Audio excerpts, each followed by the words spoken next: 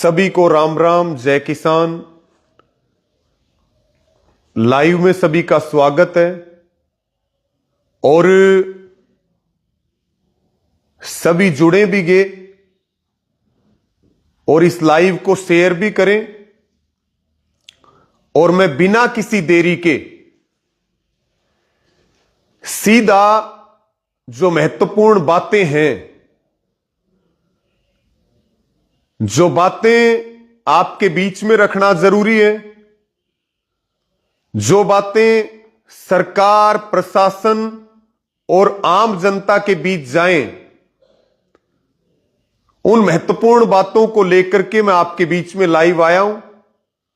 और सभी जुड़ते हुए इसको शेयर जरूर करें और बिना किसी देरी के मैं अपनी बात को आगे बढ़ाता हूं।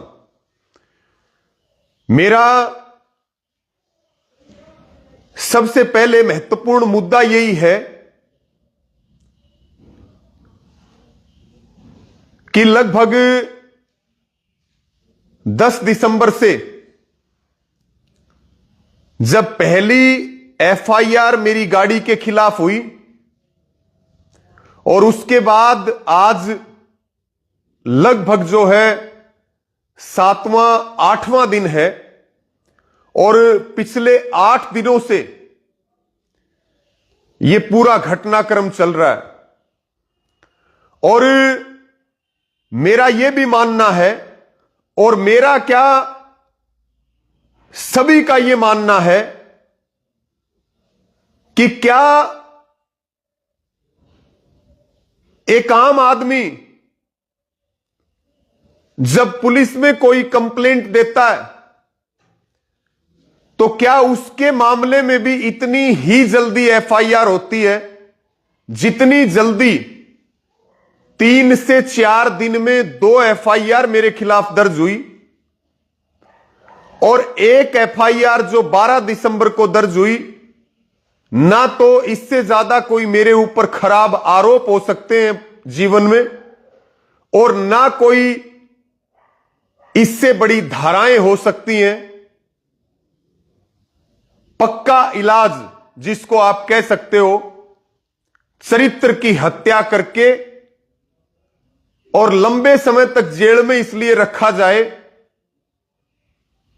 कि पूर्व मंत्री का बदला निकले या मैं सरकार से लड़ ना सकूं, सरकार से मांग ना कर सकूं, या मैं किसान गरीब मजदूर के लिए आवाज ना उठा सकूं। क्या इतनी ही जल्दी एफआईआर आम आदमी की भी होती है क्या?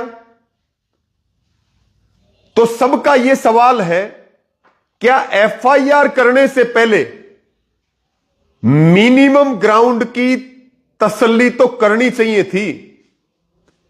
इस बात का मुझे दर्द और तकलीफ इसलिए है कि जब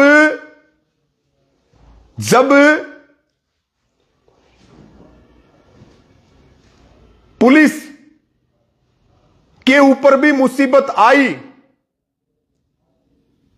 तो हम बिना कोई लाग लपेट के जहां हमें सही लगा हमने वहां भी सहयोग किया। लेकिन क्या मिनिमम तथ्यों की तसल्ली के बिना एक व्यक्ति जो समाज में काम करता है, समाज में लड़ाई लड़ता है, उसके ऊपर इतनी गंभीर धाराओं में और इतने घटिया आरोपों में इतनी बड़ी एफआईआर? मैं मानता हूं पुलिस कार्रवाई नहीं करना चाहती, लेकिन जिस तरह से पूर्व मंत्री का जो प्रेशर रहा पूरे देश में, जिस तरह से मेरे खिलाफ एक माहौल बनाया गया या बनाया जा रहा है, मैंने सब तरह का त्याग करके संघर्ष किया। शायद उस संघर्ष की इतनी चर्चा नहीं होगी जितनी चर्चा इतने गंभीर आरोप लगाने पर। और कुछ मीडिया हाउसेस, प्रिंट और इलेक्ट्रॉनिक मीडिया ने तो कई जगह पे मुझे बलात्कारी और दुष्कर्मी तक कहा।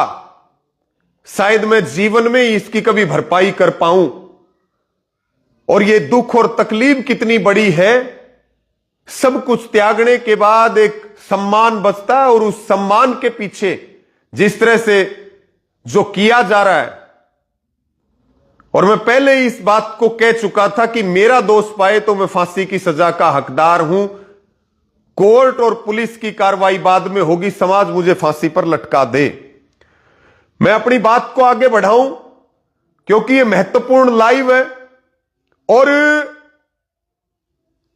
जिस तरह से प्रेशर बनाया जा रहा है, आगे कोई भी कदम उठे या हो सकता है मेरी किसी भी समय गिरफ्तारी भी हो जाए, तो मुझे इस बात का मलाल नहीं रहेगा कि जो बात मुझे कहनी थी वो मैं कह नहीं पाया, क्योंकि मैंने पहले ही कह दिया था ना मोबाइल बंद होगा और ना मैं अपने घर से कहीं दूर जाऊंगा। मेरे हालांकि लॉ के एग्जाम चल रहे थे, 3 एग्जाम मैं नहीं दे पाया। कुछ लोगों ने कहा एग्जाम जैसे तैसे करके दो, 1 साल बर्बाद हो जाएगी। मैंने कहा 1 साल बर्बाद हो जाए, लाइफ बर्बाद नहीं होनी चाहिए। यह गलत है, लाइफ बर्बाद नहीं होनी चाहिए। तो इसलिए साथियों, फिर मैं कह रहा हूं कि इसको आप शेयर कर दो और आप अपने विचार भी इसके अंदर रखो। एक बड़ा विवाद, आपको पता है कि मेरे ऊपर जब इतनी गंभीर धाराओं में मुकदमा दर्ज हुआ, तो भाई मैं किसके आगे जाकर के रोऊंगा। मैं जो सतगामा कन्नी है, जिसके अंतर्गत शिकायतकर्ता का गांव आता है, और मैं समाज के आगे ही तो अपनी पीड़ा बता सकता हूं। क्या मेरा 1000 किलोमीटर तक भी वास्ता नहीं और मुझे इतना बड़ा आरोपी बना दिया गया, तो क्या मैं रो भी नहीं सकता क्या समाज के आगे, या मैं पंचायत के बीच में अपना दुखड़ा, अपनी तकलीफ बताऊं, उसमें भी किसी को परेशानी है क्या। जो महापंचायत के ऊपर जो विरोधी हैं, जो षड्यंत्रकारी हैं, जो नहीं चाहते कि यह आवाज जारी रहे, वो लोग महापंचायत को लेकर के अलग अलग कंफ्यूजन फैला रहे हैं, अलग अलग गलतफहमियां पैदा कर रहे हैं। अरे पंचायती परंपरा तो सदियों पुरानी परंपरा है, जिसमें बड़े से बड़े मुद्दों का समाधान हुआ है। और हम अपने गांव और गुहांड में देखते हैं कि जो मामले कई बार कोर्ट से भी नहीं निपटते, फैसला नहीं हो पाता, पंचायतें उसका समाधान करवा करके और भाईचारा कायम करती हैं। और मैं उसी परंपरा का व्यक्ति हूं। मैं कोर्ट की भी इज्जत करता हूं, लेकिन जो समाज की अदालत है उस पर भी मुझे बहुत भरोसा है, क्योंकि उसी समाज के लिए या उसी समाज को साथ लेकर के हम काम करते हैं। तो साथियों, महापंचायत को लेकर के एक तो यह कहना कि भाई एक तरफा फैसला दे दिया। सबसे पहली बात, जब 12 तारीख को मेरे ऊपर एफआईआर दर्ज हुई, 12 तारीख को मैंने सतगामा कन्नी को चिट्ठी दी, महापंचायत का निवेदन किया, तो कन्नी ने जो शिकायत करता है उसको नोटिस जारी किया था कि आप आइए महापंचायत में और अपना पक्ष रखिए, अगर आप सही हैं तो हम आपके साथ खड़े होंगे। और मैंने भी कहा था दूध का दूध और पानी का पानी होना चाहिए, और मैं न्याय की मांग के लिए वो आदमी आपके बीच में खड़ा है जो दूसरों के न्याय के लिए महापंचायत करता है, वो खुद उसी महापंचायत में न्याय मांग रहा है। तो कन्नी ने शिकायतकर्ता को बुलाया, लेकिन शिकायतकर्ता नहीं आया, और बल्कि पुलिस में कंप्लेंट दे दी गई कि मुझे महापंचायत में क्यों बुलाया जा रहा है। और फिर पुलिस की सिक्योरिटी भी दी गई, और फिर दबीस और ये सारी चीजें मुख्य लोगों के बावजूद इसके सारे महापंचायत में आदमी कम पहुंचे, महापंचायत को लेकर के अफवाहें फैलाई गई। उसके बाद सब खापों के चौधरी, किसान संगठन, मजदूर, दलित, महिला, सामाजिक संगठन और एक आम आदमी, एक किसान, 36 बिरादरी और सब वर्गों और धर्मों के लोग आए। उससे मुझे यह ताकत जरूर मिली कि मेरा समाज मेरे साथ खड़ा है क्योंकि मैंने कोई अपराध नहीं किया। और जब मेरा समाज मेरे साथ खड़ा है तो भले ही ये तंत्र मुझे फांसी लटका दे, मुझे कोई फर्क नहीं पड़ता। इसलिए मैं कह रहा हूं कि जिस हिसाब से दबाव बना रहे हैं, हो सकता है किसी भी समय मेरी गिरफ्तारी हो जाए, लेकिन मुझे इस बात की कोई परवाह नहीं है क्योंकि अब मेरा समाज मेरे साथ है, मैं उसके बीच में पाक साफ खड़ा हूं। और फिर मैं अपने समाज को यह कह रहा हूं कि भविष्य में भी मेरी कोई गलती निकले इस पूरे मामले में, तो भी मैं ये कह रहा हूं मैं फांसी की सजा पाने का हकदार हूं। मैं अपने स्टैंड के ऊपर इसलिए कायम हूं और कायम रहूंगा क्योंकि मैंने कोई अपराध नहीं किया। मैं इस पूरे मामले के 1000 किलोमीटर भी नजदीक नहीं हूं। तो एक तो यह कहना कि महापंचायत एक तरफा थी, बुलाया था शिकायतकर्ता पक्ष को लेकिन वो आए नहीं। दूसरी बात, एक विषय और चल रहा है, एक तरफा फैसला। मैंने अपने तथ्य रखे, अनिल ड्राइवर ने अपनी बात रखी, सिधनवा के सुरेंद्र सिधनवा ने अपनी बात रखी, उन लड़कों ने अपनी बात रखी, कमेटी बनी, कमेटी ने तथ्य जांचे, सारी बातें की और उसके बाद निष्पक्षता से 36 बिरादरी की महापंचायत और कमेटी में सब बातों का पटाक्षेप हुआ। और मैं कोई फर्जी क्लीन चिट नहीं दी मुझे। आज भी कह रहा हूं कोई मेरे ऊपर आरोप लगा रहा है, वो एक सबूत मुझे ला करके दे दे, मैं सारी जिंदगी उसकी गुलामी करने के लिए तैयार हूं और फांसी की सूली पे चढ़ने के लिए तैयार हूं। तो ये कोई एक तरफा फैसला नहीं है। पंचायती परंपरा पे सवाल उठाना, जहां सुप्रीम कोर्ट तक भी पंचायतों को सम्मान, उनके फैसलों को सम्मान दिया जाता है, वहां खाप पंचायतों को बदनाम करना, यह भी एक बड़ा षड्यंत्र है। तीसरी बात,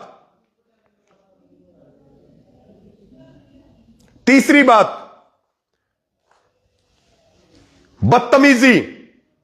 एक महिला को साजिशन महापंचायत में भेजा जाता है, जिसको जिम्मेवारी दी जाती है कि रवि आजाद पे हमला करना है।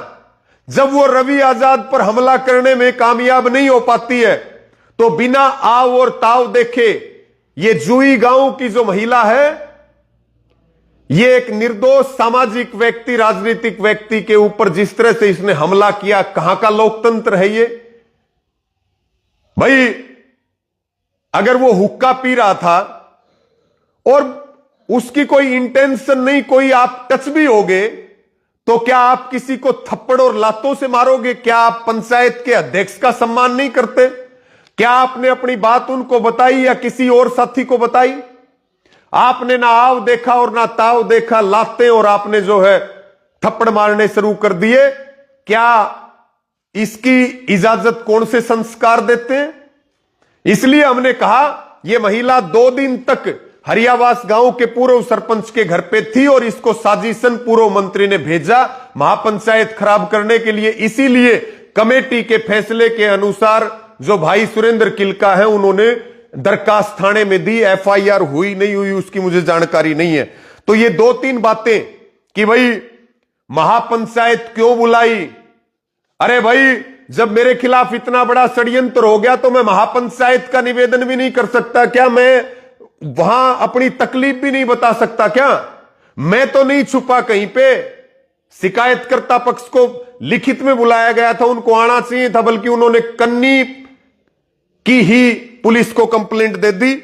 यह बदतमीजी करना, यह पूरी तरह से षड्यंत्र था उस महिला का, और यह कोई एक तरफा फैसला नहीं है। और फिर कह रहा हूं, जो एक तरफा फैसला कहते हैं, वो जीवन भर भी मुझे इस घटना का, रवि आजाद की डायरेक्ट और इनडायरेक्ट इन्वॉल्वमेंट का, अगर वो 1% भी सबूत ला दे, या उस बेटी और उसके जो पिता हैं वो एक बार मेरी आंख में आंख डाल करके ये कह दे कि मुझे जानते हैं, बल्कि एफआईआर के अंदर अलग कहानी, थाने में बाइट दी उसके अंदर अलग कहानी, और जो मीडिया को इंटरव्यू दिए जा रहे हैं वो अलग कहानी। एफआईआर में कहा गया रवि आजाद ने किडनैप करने के लिए भेजा, बाइट में कहा गया थाने में रवि आजाद खुद मौके पे मौजूद था। अब कह रहे हैं कि रवि आजाद था या नहीं था, गाड़ी थी या नहीं थी, हमें नहीं पता, इसकी निष्पक्ष जांच करो। यह अभी की का अपडेट है। हमने इस बात को पहले कहा था, मुझे कोई नोटिस मिलेगा हम पुलिस का सहयोग करेंगे, और जो संबंधित लोग थे उन्होंने भी इस बात को कहा कि कोई भी नोटिस मिलेगा तो हम जाएंगे। मेरे हिसाब में इस पूरे मामले में कोई छिपा हुआ नहीं है। फिर भी जिस तरीके से दबिश दे करके और एक माहौल बनाया जा रहा है जिसको उचित नहीं कहा जा सकता किसी भी तरीके से, कोई भाग थोड़ी रहा है। 21 लोगों की कन्नी की कमेटी बनी हुई है। आज हरियावास गांव में पंचायत हुई, 21 की कमेटी वहां बनी हुई है। दलित, किसान, मजदूर और खाप के नेताओं की कमेटी बनी हुई है और हम उनके हवाले हैं। यानी कि मेरा तो इस पूरे मामले से कोई संबंध है ही नहीं। ये बात महापंचायत में बिल्कुल स्पष्ट होगी। लेकिन यह बात भी महापंचायत में स्पष्ट हुई। एक आरोप बार बार ये लगाया जा रहा है कि भाई जो ये बाकी लड़के और बाकी लोग हैं, ये पूर्व मंत्री जेपी दलाल या सरकार समर्थित लोग ये कह रहे हैं कि रवि आजाद उनको बचा रहा है। मैंने कब बचा लिया भाई, एक बार बताओ। मैंने पंचायत में कहा, मैंने वो बताया जो इन्होंने मुझे बताया। ये लड़के मौजूद हैं यहां पे, ये सारे लोग मौजूद हैं, पुलिस मौजूद है, महापंचायत मौजूद है, इनके घर वाले मौजूद हैं।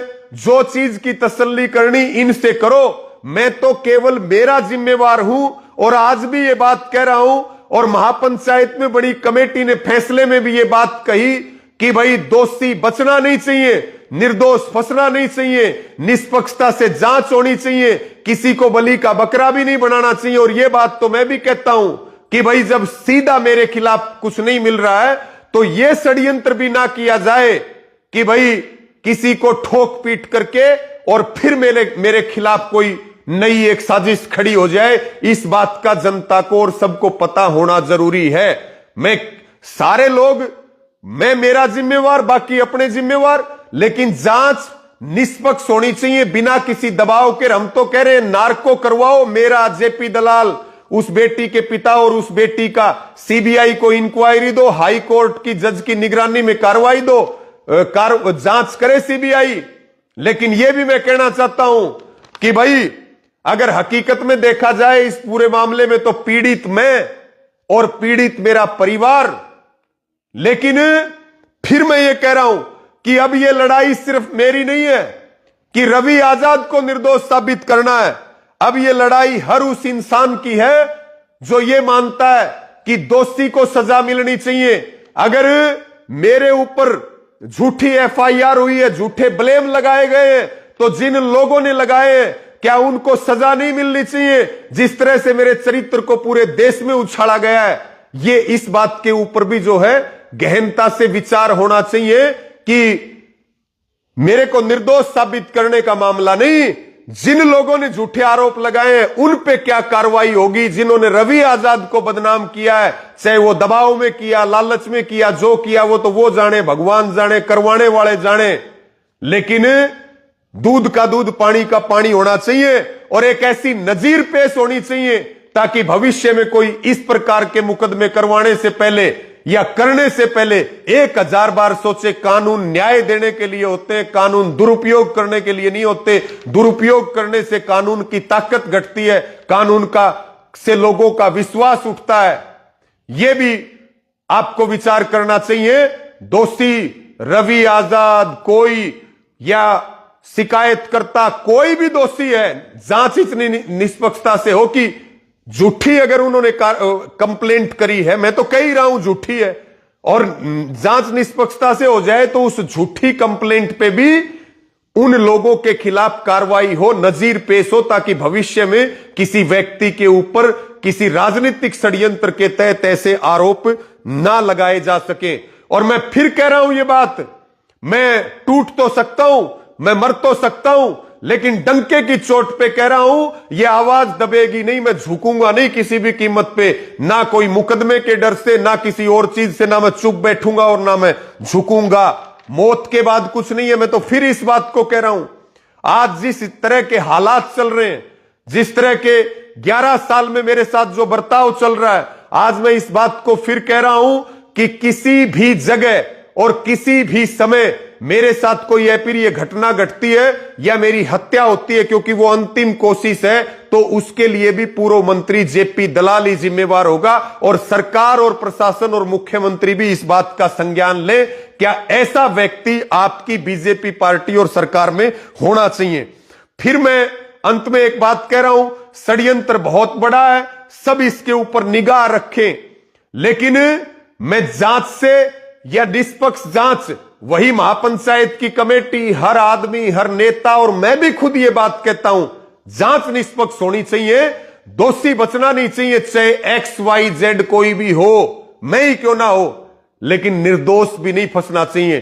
किसी को बलि का बकरा बनाना अपनी खाल बचाने के लिए, मैं उसमें भी सहमत नहीं हूं। ना कमेटी सहमत है, ना जनता सहमत है, ना कोई और सहमत है। इसके साथ मैं जांच में हर तरह का सहयोग करने के लिए तैयार हूं। मैं चोर नहीं हूं जो मैं छिपूंगा, मेरा फोन और मैं खुद 24 घंटे उपलब्ध हूं। इसके साथ में एक अंतिम बात कह करके मैं सभी से अपील और प्रार्थना करता हूं, सभी से अपील और प्रार्थना करता हूं, एक अंतिम बात कह करके सभी साथी, क्योंकि मैंने पहले ही इस बात को कहा है कि भाई दबाव पता नहीं क्या करवा दे, पुलिस तो दबाव में है, यह नहीं पता कि कब इस दबाव में कुछ जो सो कॉल्ड दलित नेता जो जाति की राजनीति कर रहे हैं, मैं जाति की राजनीति नहीं करता, मैं कुछ सो कॉल्ड दलित नेता बिना तथ्यों की जांच करे और पूर्व मंत्री के इशारे पर जिस तरीके से मेरी गिरफ्तारी का दबाव बना रहे हैं, और मेरी गिरफ्तारी हो भी जाए कुछ नहीं पता, ना सरकार का कुछ भरोसा, ना इसमें हम कोई भरोसा कर सकते। अगर मेरी गिरफ्तारी होती है तो मैं आपको यही कह रहा हूं, आप सब इसके ऊपर निगाह रखें। मेरा समाज जब मेरे साथ खड़ा है तो चाहे मेरी गिरफ्तारी हो, मुझे फांसी की सजा तोड़ो या मुझे सालों तक जेल में सड़ाओ, मुझे कोई दिक्कत नहीं है। मेरा इतना ही तो अपराध है ना कि मैं किसान, मजदूर और गरीब की लड़ाई लड़ रहा हूं। और फिर मैं समाज से अंत में एक अपील करता हूं कि जो भी, चाहे वो रवि आजाद हो, चाहे कोई भी वो साथी हो जो किसी भी तरीके से आपके हकों की आवाज उठा रहा है, जो आपके लिए लड़ाई लड़ रहा है, सरकार उसके खिलाफ षड्यंत्र करे या कोई नेता उसके खिलाफ षड्यंत्र करे या उसको फंसाने की कोशिश करे, तो आप उसका साथ देने का काम करें। समय खराब आ गया, लड़ने वाले लोग बहुत कम बचे हैं और वो षड्यंत्र के शिकार हो जाएंगे। कौन आपकी लड़ाई लड़ेगा, कौन बात करेगा, कौन आवाज उठाएगा, कौन, मुझे जब मेरे समाज ने मेरे सिर पे हाथ रख दिया, 36 बिरादरी ने हाथ रख दिया, अब मुझे किसी प्रकार की कोई परेशानी नहीं है। मैं फिर सबको यही कह रहा हूं कि चाहे रवि आजाद और चाहे कोई और हो, जब भी कोई षड्यंत्र हो, आप हमें षड्यंत्र से बचाने का काम करें। मैं आपको यह जिम्मेवारी के साथ कह रहा हूं कि हम सिर पे कफन और जान हथेली पर रख करके किसान, गरीब, मजदूर की लड़ाई लड़ने का काम करेंगे। ना पहले कभी पीछे हटे, ना आज पीछे हटेंगे। और सारा मामला तो चुप करवाने का है।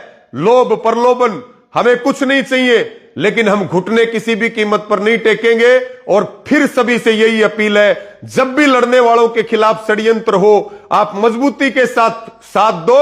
और जैसे आप मेरे साथ खड़े हुए हो, मैं आपको यह भरोसा दिला रहा हूं कि मैं आपकी आवाज बनूंगा और सिर पर कफन बांध के और जान हथेली पर लेकर के पहले से भी दुगनी ताकत के साथ सबको साथ लेकर के लड़ाई लड़ूंगा। ना मुझे विधायक बनना, ना मुझे MP बनना, ना मुझे मंत्री बनना, मुझे केवल और केवल जिसको मैं भगवान का दर्जा देता हूं, जनता को, किसान को, मजदूर को, नौजवान को, बेरोजगार को, सभी से हाथ जोड़ करके ये प्रार्थना है कि इस पूरे मामले पर नजर बना करके रखें। ये बात अभी खत्म नहीं हुई है, ये बहुत दूर तक जाएगी और एक बड़ा जाल, एक बड़ा षड्यंत्र ये मेरे खिलाफ है। तब तक इस मामले में निगाह बना करके रखना, जब तक दूध का दूध और पानी का पानी नहीं हो जाए। मैं आपका हूं, मैं आपके लिए लड़ता हूं। आगे जो होगा आपका निर्णय है, क्या करना क्या नहीं करना, ये फैसले खाप पंचायतें, किसान, मजदूर, दलित, महिला संगठन करेंगे। लेकिन सभी को मेरी ये प्रार्थना है, आप हर साजिश को मुंह तोड़ जवाब देने का काम करें और हमारी निश्चित तौर पे जीत होगी। आपने मुझे सुना, सभी का धन्यवाद। इस लाइव को सभी ज्यादा से ज्यादा शेयर करें। सभी को जय जवान जय किसान।